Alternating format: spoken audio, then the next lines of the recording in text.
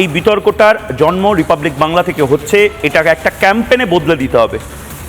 ভারত যখন স্বাধীনতা পায়, ভারতের যখন কনস্টিটিউশন অ্যাডপ্ট করা হয়, তখন সেকুলার কথাটা ছিল না। কিসের এই সেকুলার ধ্যাসটামি?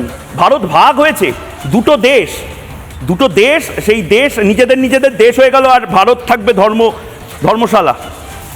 সবাই এসে ভারতে খাবে, ভারতের ল্যান্ড জিহাদ করবে। কিসের জন্য? 50-এর প্রিএম্বল বা প্রস্তাবনা, সংবিধানের প্রস্তাবনা 1950-এ ধর্মনিরপেক্ষ কথাটাই নেই। কিসের ধর্মনিরপেক্ষর কান্না করছেন? মরা কান্না কিসের? গোটা ভারতে এই মুহূর্তে একটা ক্যাম্পেইন শুরু হোক, ধর্মনিরপেক্ষতার ন্যাকামো চাই না।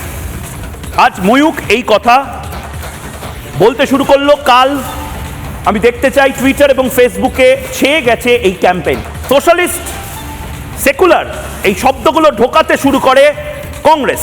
থেকেই এই আন্দোলনের জন্ম হোক। কিসের সেকুলারিজম? কতগুলো মৃত্যুর ওপর সেকুলারিজম? সমস্ত সেকুলারিজমের দায় কি হিন্দুদের? আর বাকিরা সেকুলারিজমের দায় নেই?